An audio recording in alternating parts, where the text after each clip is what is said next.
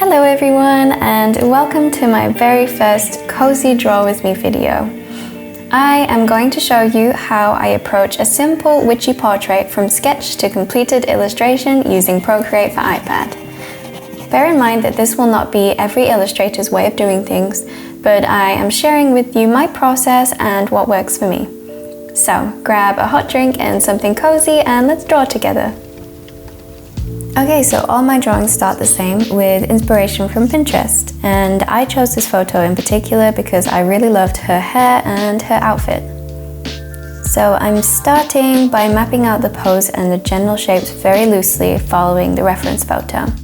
Then I go over it with a still messy but more detailed sketch, including the facial features, the hair and the clothing. I already prepared these layers in advance, but now I am going to show you how I refine the sketch ready for drawing. So, I am beginning by lowering the opacity and creating a new layer. For this, I like to use Tara's oval sketch brush because it feels super natural to draw with, especially in the sketching stage, and I just really like it.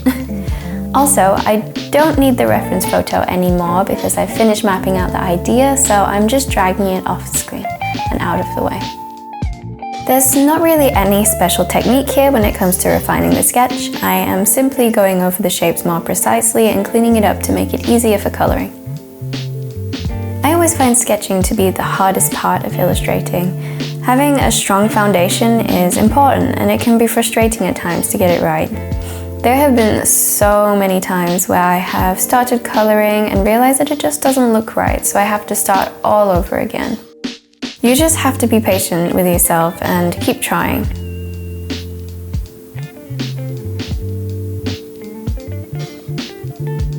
Okay, so now the refined sketch is done, I am ready to move on to the color.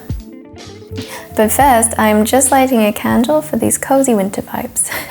For some reason, I focus so much better when I have my candle lit. First, I am grouping the sketch layers so that they're out of the way and lowering the opacity of the refined sketch. I have already chosen the colors and made a little thumbnail to pick from, so I'll keep referring to this as I am drawing, just in case you wonder what I'm doing here. Now I'm creating a new layer underneath the sketch layer. This is so that I can always look at the sketch while I am drawing. I always start with the Shale Brush to create outlines for the flat shape, so that's what I'm doing right here. Then I color in the shapes using a different brush, the Chalk Brush, making sure that the streamline is low. I know that it's much easier to fill using the color drop tool, but I like the texture that coloring manually with this brush gives. So I am repeating this step for all the major shapes, such as the skin, the hair, the clothing, and the accessories.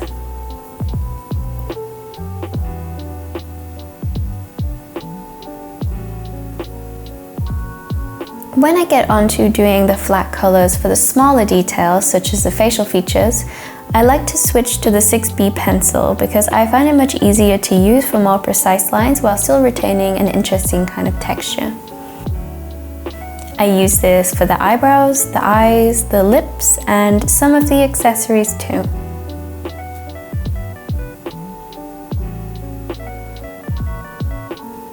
For the blush, I like to make a clipping mask over the skin layer and use a soft airbrush to put down the initial shape of where I want the blush to be.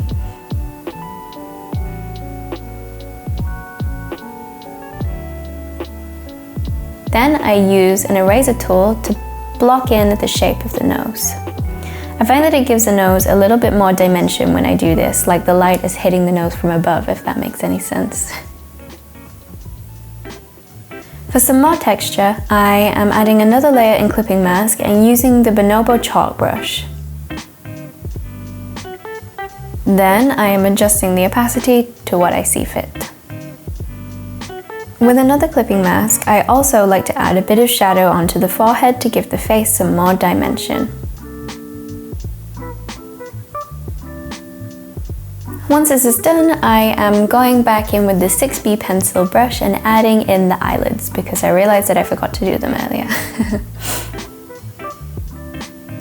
Now it's time to add some outlines, including the nose and a little line near the eyes. I think this is part of the nose, actually, when I think about it.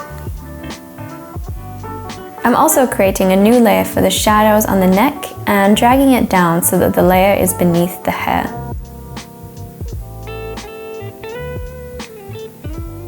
Then I'm going back in on the outlines again by adding some darker corners to the mouth. Next, it's time for some eye details. So I am adding some shading to the eyes by creating a clipping mask over the iris. For this, I like to use the Bonobo chalk brush and a darker color to give the eyes a bit of a darker gradient going from the top downwards. Then, on another clipping mask, I am using the overlay blend mode to add a lighter gradient to the bottom of the iris to brighten it up a little bit. For this, I am also using the Bonobo chalk brush. And finally, on another clipping mask layer, I like to add this little dome using the Shale Brush at the bottom of the iris and lower the opacity slightly because I really like the way that this looks. I am also using the overlay blend mode for this.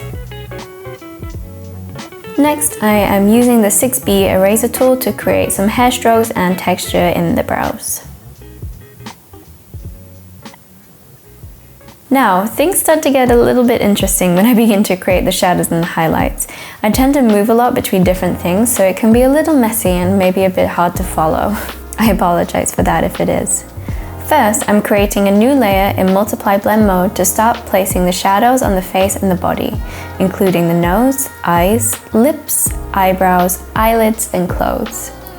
If you're not familiar with the multiply blend mode, it basically makes whatever you paint look darker while still allowing you to see the layers beneath. I'm not sure how to explain it in words, but hopefully you know what I mean.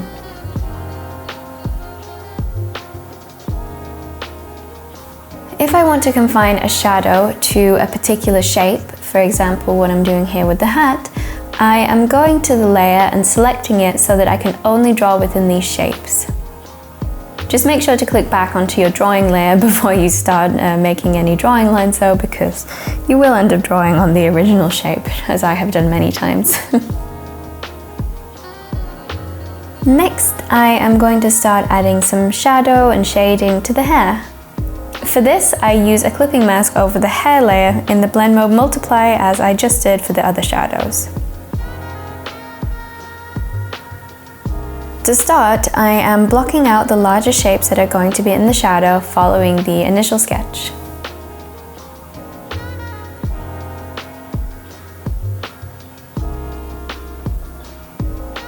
Then, I'm creating a new layer with that same multiply mode to more precisely map out or outline the individual hair strands. I like to use varying line thicknesses for this to give it some more visual interest.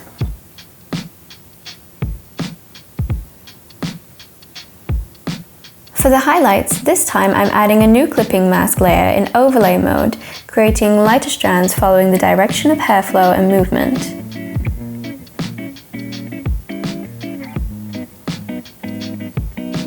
Now I'm creating a layer mask, which is slightly different to a clipping mask, to give these highlights some texture.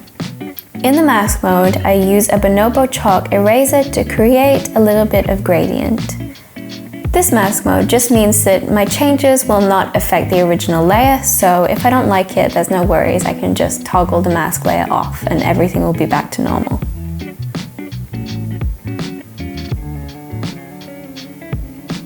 Then I am going back through with another multiply layer using the Bonobo chalk and the Shale Brush to deepen some of these shadows, as I felt like the drawing needed just a little bit more depth.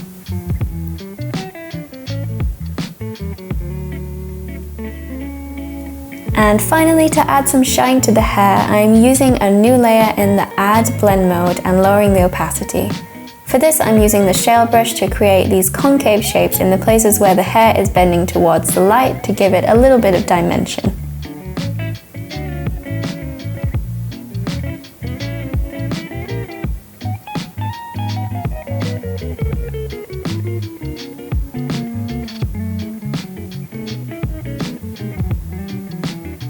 Now I'm all finished with the hair.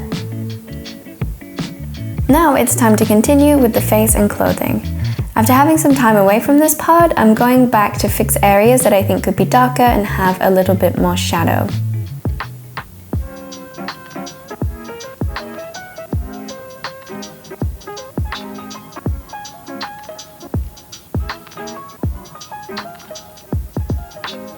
Then I am going to start working on the highlights for the face. Similar to the hair highlights, I'm using a new layer in overlay mode, using the Shale Brush to add highlights to the jawline, the nose, and the lips. This is definitely one of my favorite parts.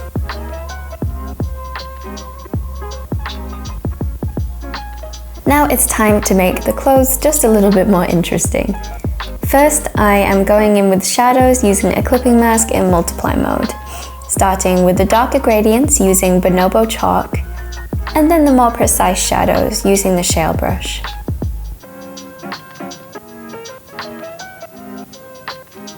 Next, it is time for some texture. I am going in with the brush from a Poopikat Brush Set, but you can use any textured brush for this type of drawing. First, I am going in with the texture in multiply mode, and then later in overlay mode to give it some dimension. Then finally, I am adding highlights to the clothes using the overlay mode once again.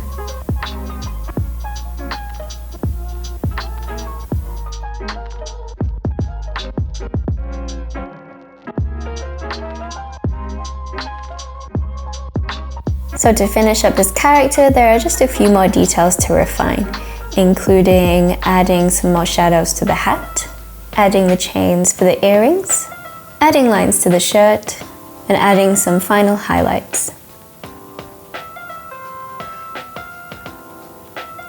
I usually just play around with it until I'm happy with how it looks.